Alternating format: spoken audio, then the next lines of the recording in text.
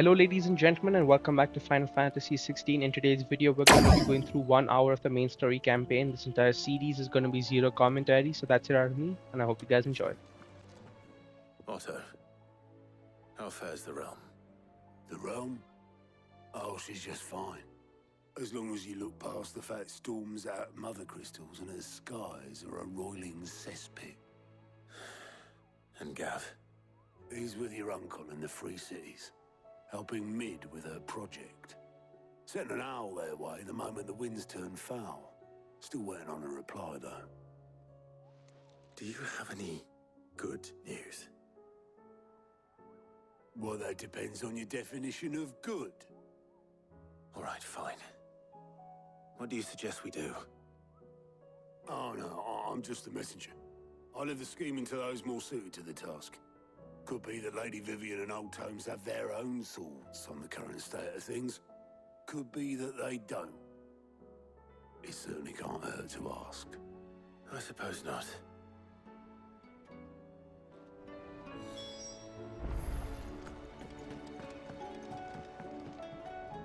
How is it that every one of your little excursions presages some inexplicable catastrophe?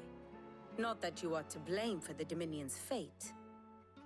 No one could have predicted the actions of the Crown Prince. I'm sorry I couldn't save your home. My countrymen are stronger than you think. A few toppled clock towers won't break their spirits. They'll be back on their feet in no time. I hope so. Look at us. Bluer than a pair of bog crabs. Tempting though it may be, sulking will not help us find a solution to this mess. You believe there's one to be found? I don't know. But I am certain we're more likely to find it if we first examine the facts.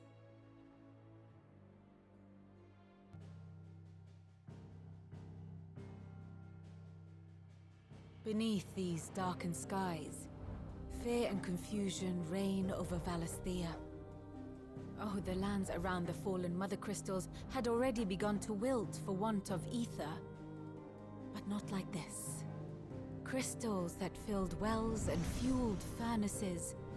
Now nothing but pretty shards of rock. And those that hang from the people's necks cast nary a glimmer of light to keep the dark at bay.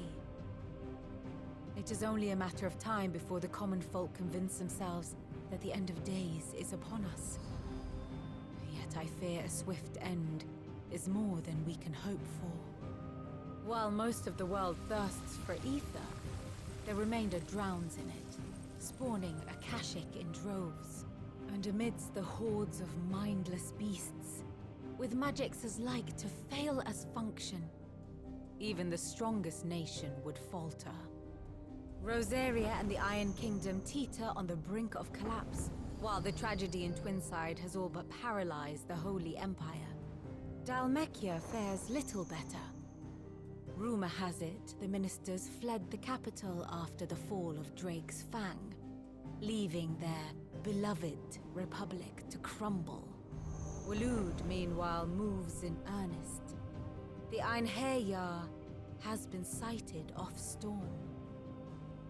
The world, in short, is in chaos. It would seem our civilization was nothing but a castle of sand, to be washed away at the whim of the waves. A castle of sand. Not my best flourish, but it seemed fitting. The reports I've received are considerably more blunt in their appraisal. Without the protection of their nations, it will fall to the people to defend themselves against those who would take what is theirs. Which is only ever going to end one way.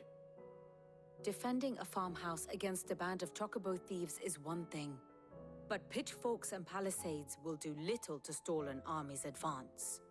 Should the King of Waloed deign to invade, there would be none to stop him. None but us.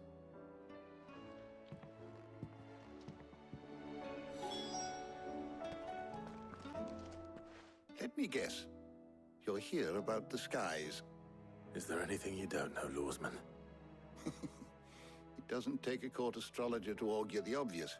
As for what has disturbed the heavens, that, I believe, is a question the Fallen might be better placed to answer than I. And on the 6th day did the gods tear the sun from the firmament, visiting darkness upon their prideful sons and daughters. But I dare say you remember your childhood lessons on the sins of Zemeckis only too well. You think they're connected? That Ultima was one of the gods responsible? Well, he has certainly exhibited powers that we mortals would associate with the divine. There is nothing divine about him. But he wouldn't be the first god of whom that could be said, now would he? Yet for all the fairy tales that tell of the sins, there is almost nothing in the way of actual historical accounts. Had I the Journal of Moss the Chronicler, I may have been able to tell you more, but alas, I fear all remaining copies have been lost to time. You will forgive me, I hope? Certainly not. Because there is nothing to forgive. Even without this journal, you've provided us ample wisdom. And we will always be grateful for it. Perhaps Otto will be more inclined to share his thoughts when he hears what the others had to say. Clive, we have a problem. Only one. That would be a first. It would. Actually, there are 3. We had as many owls arrive while you were at the shelves. Martha's got a Akashic at her gates, and talk of monsters roaming the hills outside of Northreach has put the wind up Isabel and her lot. And don't forget Dalimil. Lubor says the village was raided by bandits. When it rains... It fucking pours. The curse breakers are spread thin, taking stock of the damage in the Dominion. And even if I could get word to all of them, I doubt they'd get here in time to make any real difference. Which means there's only 2 people who can.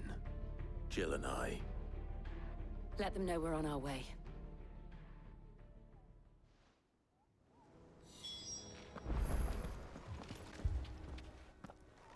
Sid! Your new companion appears much more formidable than your uncle. Should I be worried? You haven't been introduced. Jill, Clive has told me much about you. All lies, I'm sure. Your Stolas said that Dalimil has a bandit problem. Indeed. Although, you're a little late. They left with our food and guild days ago. Any idea where they went? The desert's a big place. Your guess is as good as mine. But the fact is, I have more immediate concerns. What did you say to me?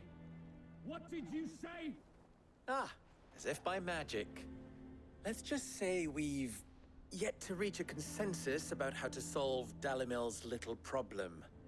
And at this rate, it won't be the actions of the bandits which prove to be our undoing. It will be our own. I've tried reasoning with the dissenting parties, but even the Desert Hare has limits. Perhaps we could talk to them. What makes you think they'll listen to us? What makes you think they won't? She makes a fair point, Sid. And you won't have wasted much of your precious time if you fail. They're just across the courtyard.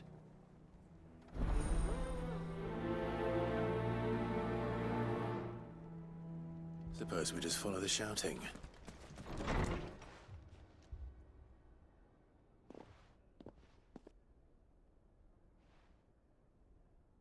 You wouldn't talk like that if it had been your men whose throats were slit. Blood for blood, it's the only way. We hire mercenaries and have them mount the bandits' heads on our walls as a lesson to the rest. And what happens when those mercenaries are slaughtered like your men? Are you going to hire more? We're better off using that coin to buy food and supplies. If we hire mercenaries, the only thing we're buying is the bandits' ire. And you cannot fill empty bellies with that. Do you hear me? But what happens when they come back? Maybe it'll be your throat that's slit. That's enough. Both of you. Any more of this and I'll throw you out myself. Come back when you're ready to talk like adults.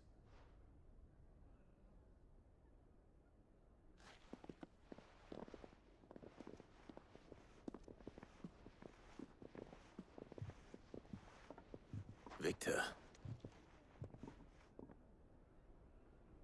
What's he doing here? Sid. And Lady Jill. What brings you here? I was about to ask you the same thing.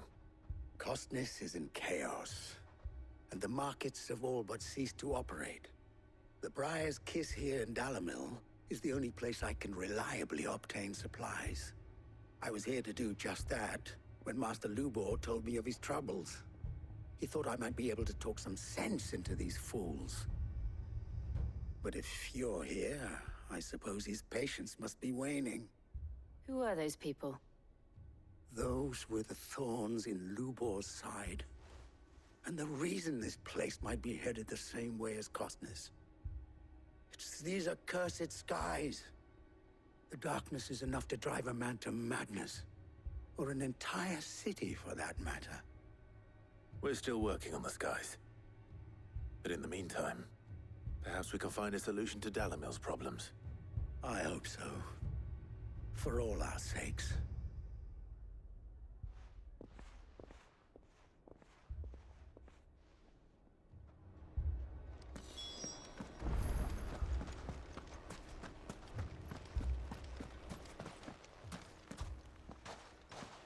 So, you see my predicament? What I saw was a room full of people who were angry and afraid. And with good reason by the sound of it. But if left to smolder, that anger and fear could set the entire town alight. My thoughts exactly. What to do? Both sides wish to protect their homes and livelihoods, if only they could agree on how. But as long as they are divided, we are vulnerable. And if there's one thing bandits like, it's an easy target. What would Sid the Outlaw suggest?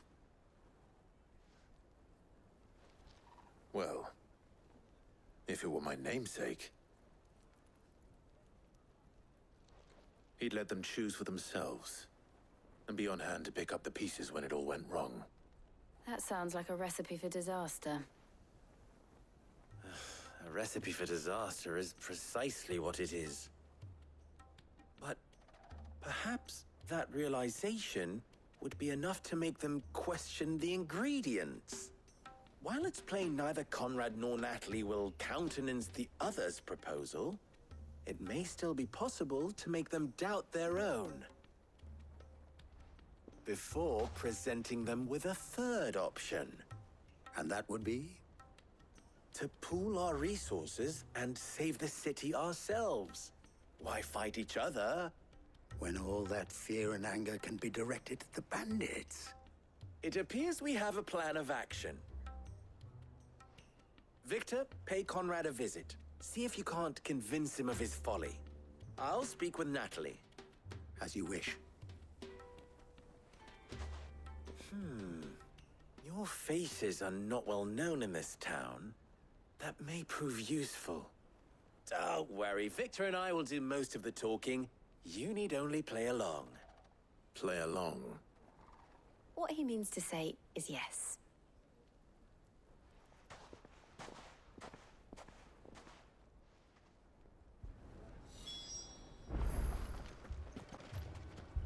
Good news, Sid. Both Conrad and Natalie have somewhat gracefully accepted their new roles. With time, they may even learn to. Time no longer appears to be the luxury it was before lunch. I take it your scouts found the bandits. Technically, it would be the bandits who found my scouts. It appears they march for Dalimil as we speak. All of them. You're not serious. They don't just want food, they want the whole damn town.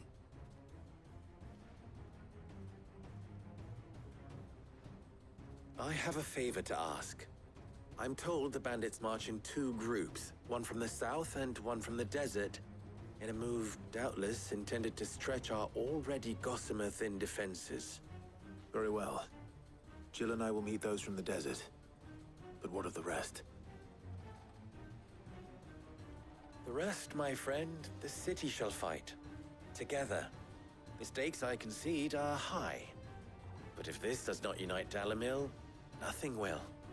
That is a lot of faith to put into those who had their hands around each other's throats but a moment ago. Then it will be for us to see that their hands are kept occupied. And I do mean us. I thought you might say that. We'll hold them off for as long as we can. And we will do the same.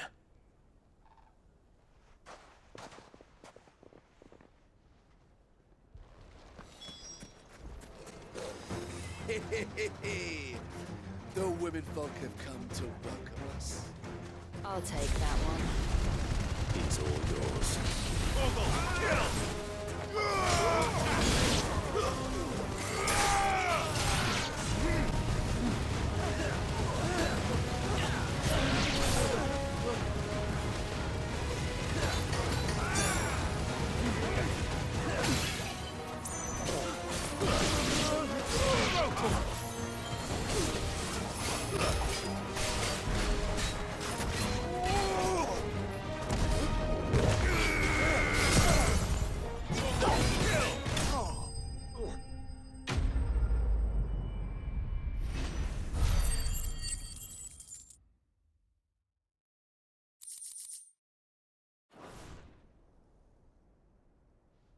The townspeople. Could they have held out? I don't hear any fighting. What do you think? That we should hurry.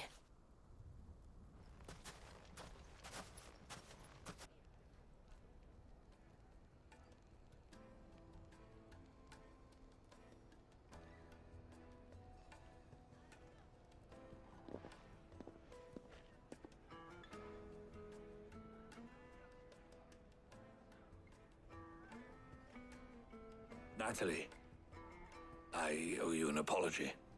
You did well out there. The inn would have been lost had you not held the line. Without you, there would have been no line to hold. You saved us, Conrad. You saved Dalimil. We all saved Dalimil.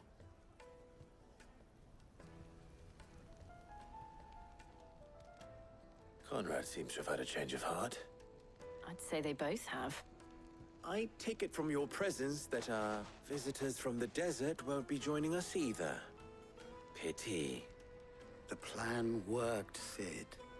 Granted, it only took an army of bloodthirsty bandits at our gate. Come now, Victor. Why quibble over the details? We are united, and that is all that matters.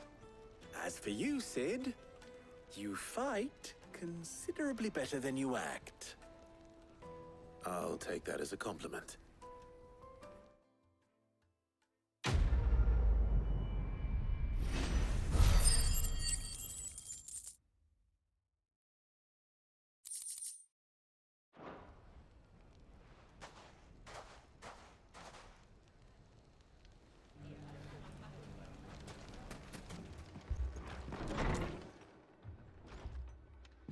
Martha, it's good to see you. And you, Clive. Jill? Otto said you'd been attacked by a Kashik. What exactly happened here? Those skies are what happened. Not long after they fell dark, we had our first visit. There were hundreds of them. Tried to storm the hill.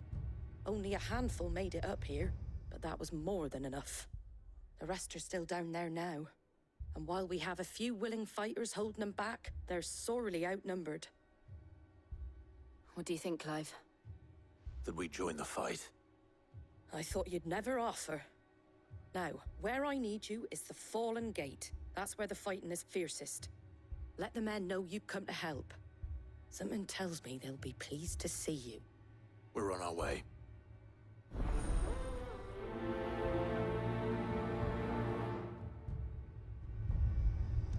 Do you think there were as many as Martha says?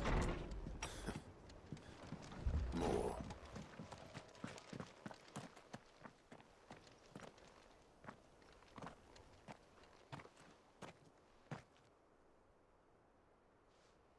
Clive, wounded.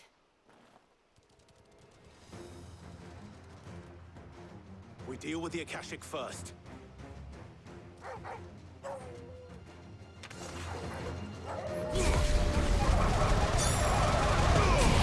yours, Torgo. You're finished.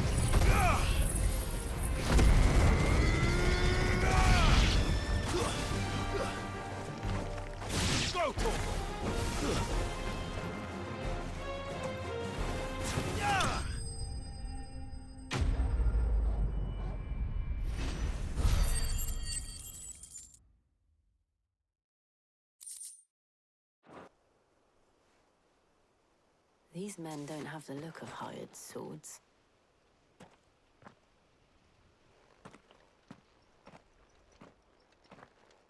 If you've come to rob this place,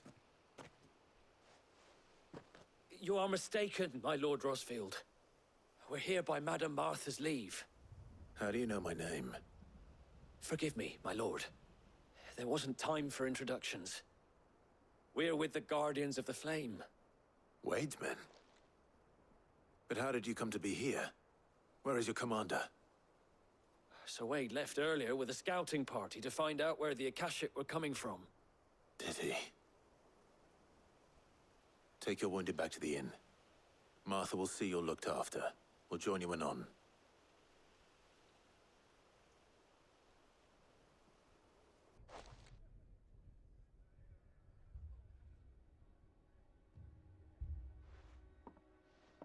And to think you took them for thieves. A fine reward for holding off the horde, that is. When did Wade and his men arrive? Not long after Rosalith fell. The Guardians asked me to shelter some of them that had lost their homes. They were making ready to leave just as the skies turned, and we agreed it was best we stuck together. Martha! Trouble! The scouting party's almost at the lift, but they got a pack of Akashic snapping at their heels! And they've got wounded with them! They're not gonna make it! Damn it all. We'll worry about them, Martha. You look after everyone here. If any can still fight, send them to the lift. I will. You two be safe now.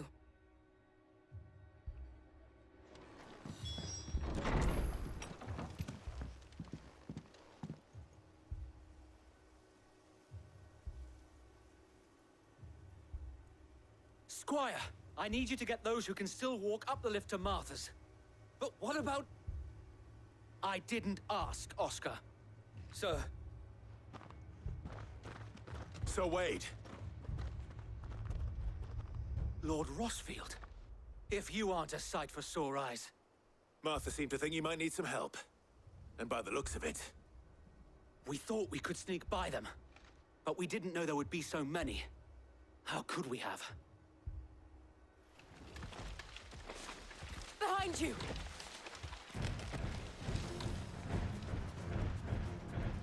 Damn it! We need to get the injured to safety. Do you think we can hold them off? We can certainly try.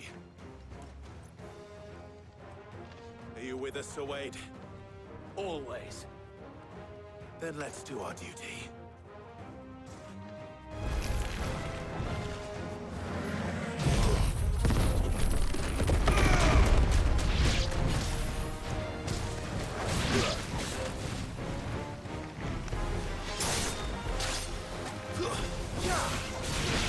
Too slow.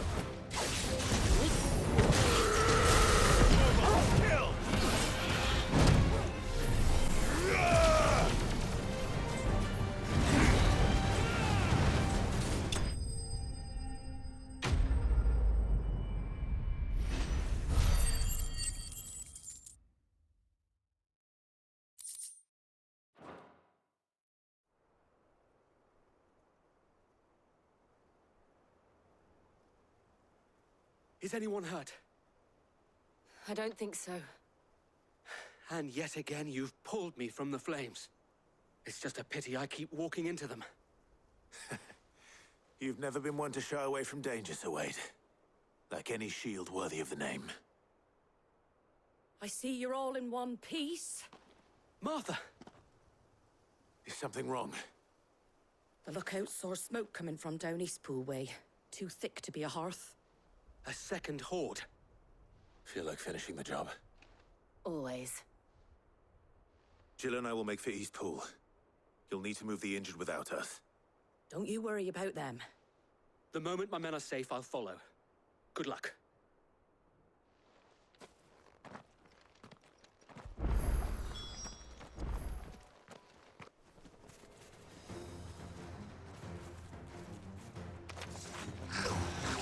They're headed for the rest. We have to slow them down. Martha and the others won't be ready.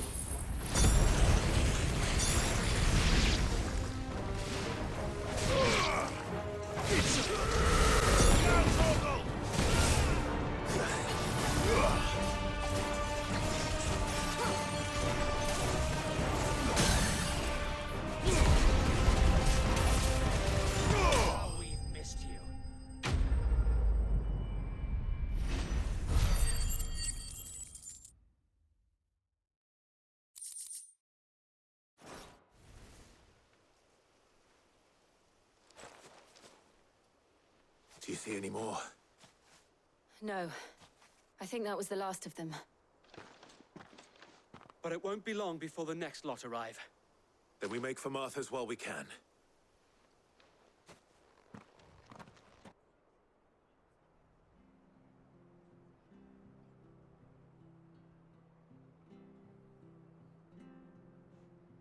What did you find out there? The same as Sir Wade. Scores of Akashic. Well, wherever they came from, they're gone now. Our lookouts say the lowlands are clear. Hopefully we'll have enough time to lick our wounds. How many of your men were injured? A damn sight less than if you hadn't turned up. Thank you. It was a hard-fought victory. But as long as the skies remain dark, I fear the Akashic's numbers are only going to rise. It's not a matter of if the Horde will be back, but when. And whether that's sooner or later, we'll need to be ready. The inn here affords a good view of the land, and is easily defendable. I'd like to make this one of our outposts. What do you say, Martha? You'd have more men to guard the rest. Well, when you put it like that, of course they can stay.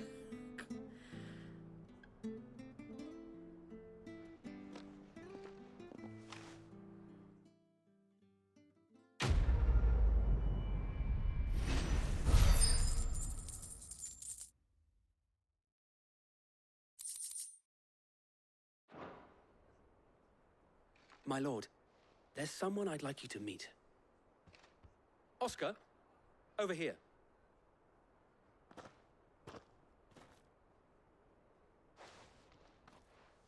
It is an honor to make your acquaintance, Lord Rosfield. I am Oscar. Oscar of House Murdoch. Murdoch? I wasn't aware the Lord Commander had children. Oh, he didn't. But his brother, my father, did. I am Sir Rodney's nephew. Well, go on then. It's not for me to ask him. Yes, Sir Wade.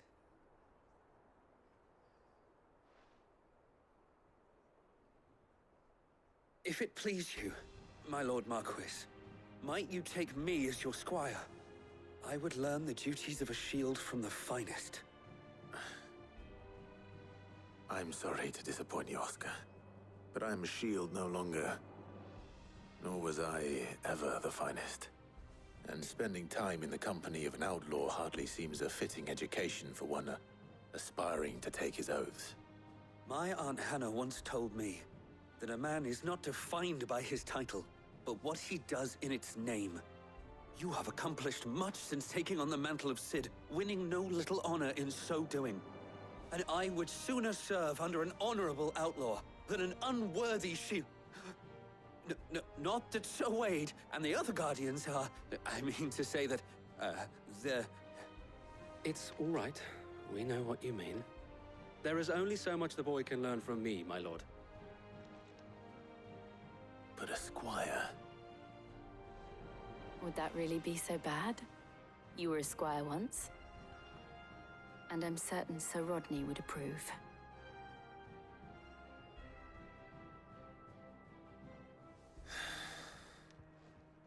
Know that I'll show you as much leniency as your uncle showed me.